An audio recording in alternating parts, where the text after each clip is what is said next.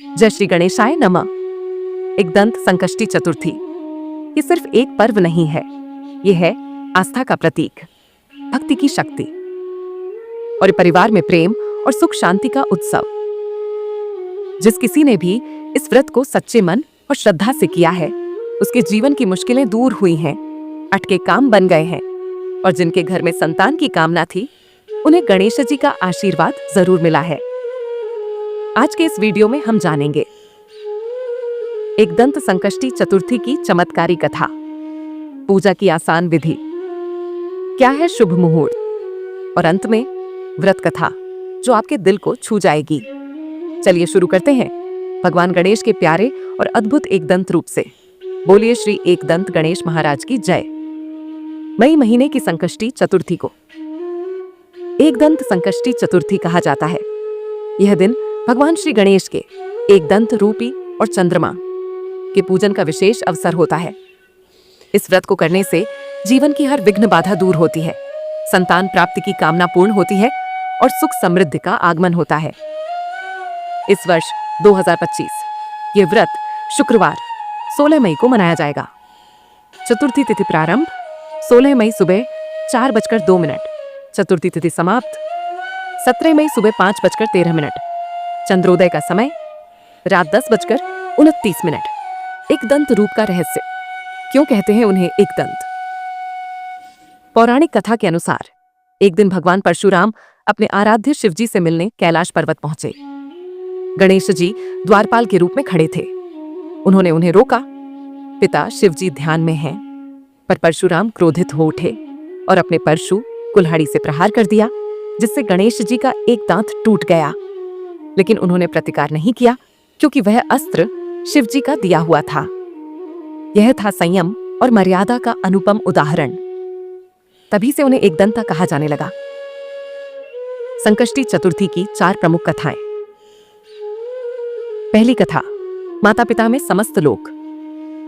जब देवता संकटों से घिरे तो वे भगवान शिव के पास सहायता मांगने पहुंचे। शिवजी ने अपने दोनों पुत्रों कार्तिकेय और गणेश से पूछा, कौन इस कार्य को करेगा? तो उन्होंने हामी भरी, पर शर्त रखी गई, जो पहले पृथ्वी की परिक्रमा करेगा वही योग्य माना जाएगा। कार्तिकेय तुरंत अपने वाहन मयूर पर सवार होकर निकल पड़े, लेकिन गणेश जी ठहर गए। सोचने लगे, मेरा वाहन तो मूषक है, इतनी बड़ी पृथ्वी की परिक्रमा? और तभी उन्होंने अद्भुत निर्णय लिया। उन्होंने अपने माता पिता की 7 बार परिक्रमा की। जब शिवजी ने पूछा, तुमने पृथ्वी की परिक्रमा क्यों नहीं की? गणेश बोले, माता पिता के चरणों में ही समस्त लोग बसते हैं, उनकी परिक्रमा करना ही पूरे ब्रह्मांड की परिक्रमा है।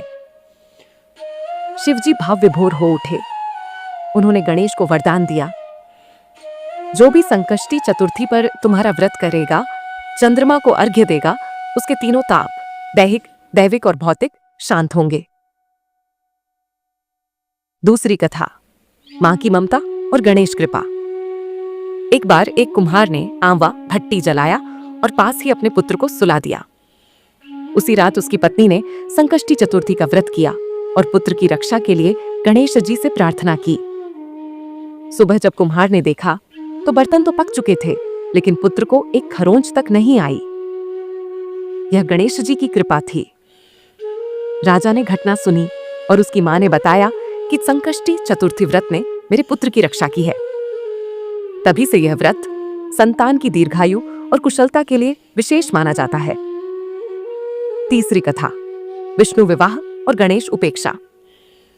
जब भगवान विष्णु का विवाह लक्ष्मी जी से तय हुआ, सभी देवताओं को बुलाया गया, पर गणेश जी को नहीं। कारण, वो बहुत खाते हैं, धीमे चलते हैं, बारात में क्या करेंगे? उन्हें द्वारपाल बना दिया गया। गणेश जी चुपचाप बैठे रहे, लेकिन अपमान सहा नहीं गया। नारद जी ने सलाह दी, अपनी मूषक सेना को भेजो। सेना ने मार्ग की मिट्टी खोद दी। बारात के रथ दलदल में धंस गए। कोई उपाय ना चला। तब समझ आया ये गणेश जी का प्रभाव है। पूरे सम्मान के साथ उन्हें बुलाया गया, पूजन किया गया और तभी रथ बाहर आए। इसने यह सिखाया कि हर शुभ कार्य में पहले गणेश पूजन जरूरी है। दोस्तों, अगर आपको वीडियो से कुछ सीखने को मिल रहा है तो कृपया वीडियो को लाइक करें और कमेंट में जय श्री गणेशाय नमः जरूर लिखें। चौथी कथा, माता पिता की प्रसन्नता और गणेश व्रत। ये एक दिन शिव पार्वती नर्मदा किनारे चौपड़ खेल रहे थे। निर्णय के लिए एक पुतला बालक बनाया गया।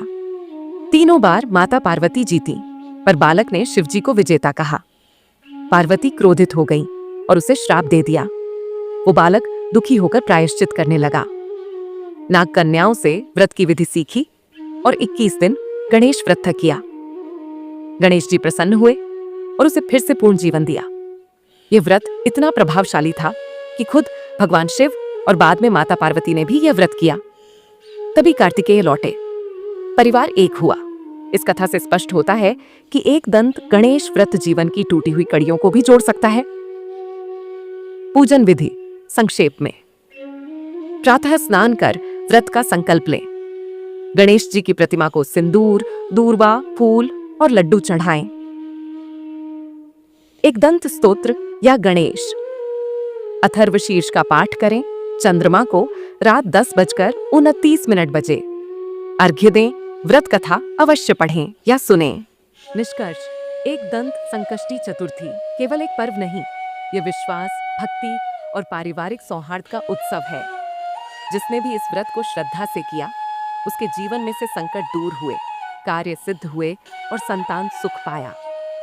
इस चैनल के माध्यम से हमारा एक छोटा सा प्रयास है कि सनातन धर्म की सही जानकारी अपने सभी भाइयों बहनों तक पहुंचे। इस कथा को अपने परिवार और दोस्तों के साथ जरूर साझा करें।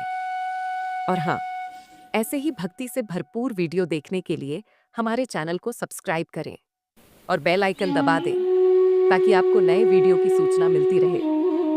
बोलिए श्री एकदंत गणेश महाराज की जय।